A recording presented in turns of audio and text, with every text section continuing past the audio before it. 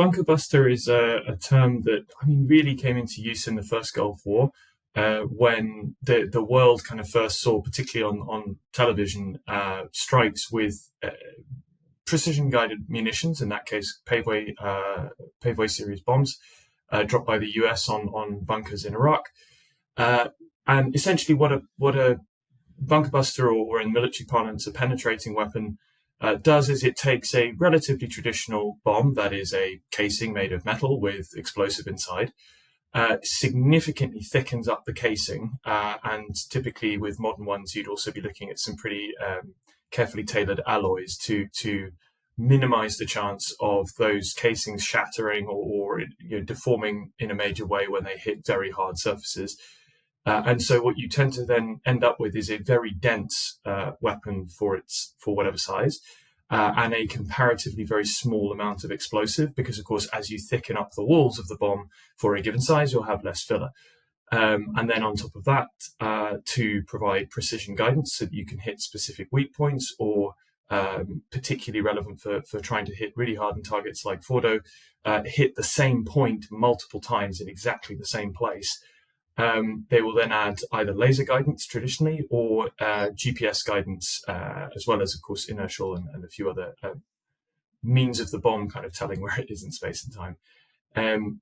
These things come in a wide range of sizes. Israel is known to operate what's called GBU-58, so paveway series 5,000-pound bunkerbuster or penetrating bomb. That is actually what the US was using in the Gulf War, back when these things became well known. There are a range of upgrades for that weapon that have happened over time to give it ability to penetrate greater depths of earth, concrete, rock. And a lot of them are relatively difficult to distinguish. But we know Israel has the GBU-28, which probably penetrate around 5 to 10 meters of packed earth, and maybe a few meters of concrete, depending on the thickness of those materials and the kind of layout.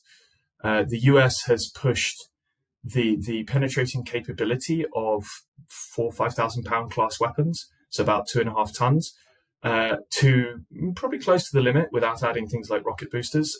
Some countries do, with something they call the 5K, or the GBU-72 technically, which Israel theoretically could deliver. It's carryable and deliverable by an F-15. But if you want to go much above that, and there you're talking maybe up to about double the penetrating capability of a GBU-28, so they're maybe looking at 20 meters of earth, perhaps, maybe a little bit more. Again, depends, but only 5 or 6 meters of concrete, perhaps. If you want to go bigger than that, you're basically at that point talking about weapons that are larger than fighter-sized aircraft can carry. And so then you're into things that only people with large bombers, so basically the US, potentially Russia, and China. Russia's bombers aren't really set up to deliver large bombs, with the exception of the Tu-22s. They're more missile carriers.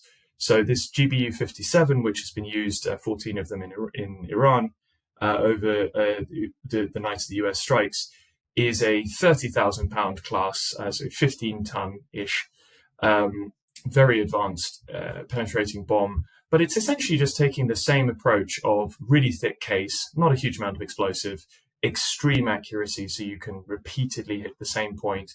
And then the final ingredient is to essentially drop them from as high as you can, or at least high enough that they reach terminal velocity, and therefore have the most energy that they can going in.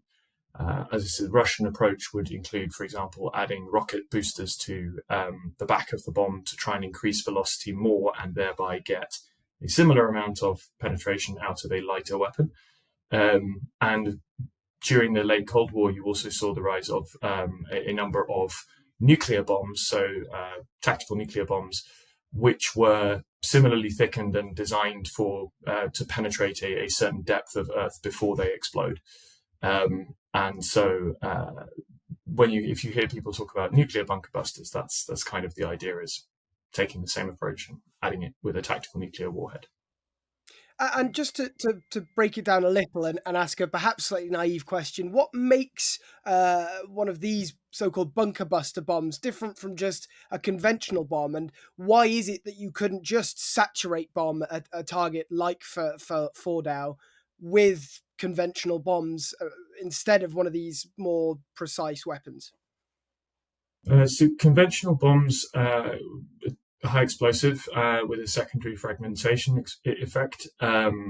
So they're quite good at destroying structures using shock, essentially the shock waves that the explosion produces.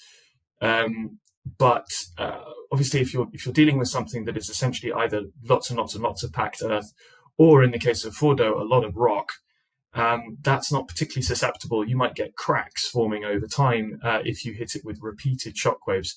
But to get down to 80, 90 meters depth underneath lots of layers of rock and concrete, theoretically, you might be able to rain hundreds and hundreds of traditional high explosive bombs over many, many, many, many, many raids and like slowly try and get down. But at a certain point, you'd probably just be bouncing gravel effectively. And you still wouldn't be anywhere close to the depths that you'd need. Whereas what a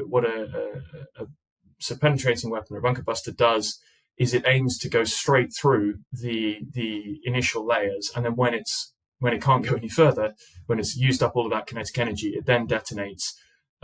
Which, depending on whether you've dropped on earth or if it's concrete, then hopefully you've already gone through the bunker bit and you're inside when you detonate the weapon. Or in the case of Fordow with rock plus earth on top, you would go down, detonate, and that would create a load of fractures inside the rock, because then you're putting a lot of shock waves out, particularly with something as large as a GBU-57. You're putting out a lot of shock waves in all directions. And then I would expect that the second, third weapon going down each impact point will have been timed to arrive almost perfectly as the shock waves of the first blast going off are still kind of permeating through the rock before everything settles. And so that second one, as it hits solid rock, i.e. once it goes beyond the hole that the first one has made, beyond the blast area, is then repeating that process, going down as far as it can and detonating again. And then you have a third weapon most likely coming down. What we saw in Fordow was 12 weapons dropped with 6 visible impact points. And those 6 visible impact points were clustered in 2 groups of 3.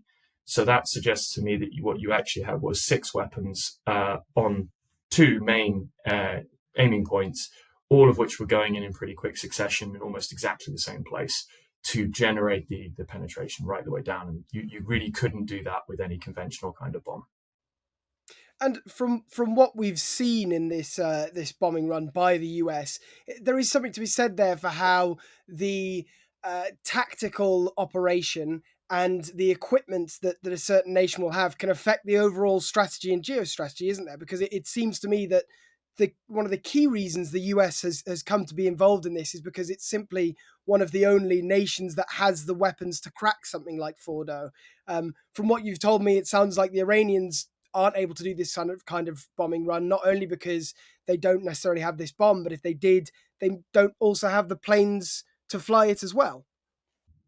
I mean, bluntly, no country on earth could have done this except the US. For a start, because no other country operates a very low observable, that is stealthy, intercontinental range nuclear and conventional bomber that can carry weapons this size. So China, for example, has H-6K bombers, which are essentially an upgraded Ilyushin Soviet model twin-engined but non-stealth bomber. They're working on what is presumed to be stealthy bomber comparable to the B-2, but it's not in service yet, and they don't have any comparable deep penetration weapons to carry off it. They're focusing more on standoff missiles. And as I say, the only other country that operates large bombers is Russia, which the best it could deliver would be 5,000 pounds high explosive bombs from Tu-22s, which are pretty old and not stealthy either. So the ability to both fly around the world with that kind of tanker support is solely American for bombers. Certainly with 7 of them at once, plus a diversion. It's a huge logistics feat. Secondly, the specialized weapon to then deliver incredibly precisely with extremely complex weaponeering, which is the term for the mission planning, a bit of mission planning where you're calibrating exactly how you're going to use weapons and what weapons and how in order to achieve the effects you want. Again, the US is better at that than any other air force on earth. And then finally, as you say, having the weapon in question. which was developed very specifically for Fordow and one or two other deeply buried, very high value, but quite unusual targets around the world. Things like, for example, hypothetically, North Korean or Chinese buried command centers or nuclear facilities, that kind of thing.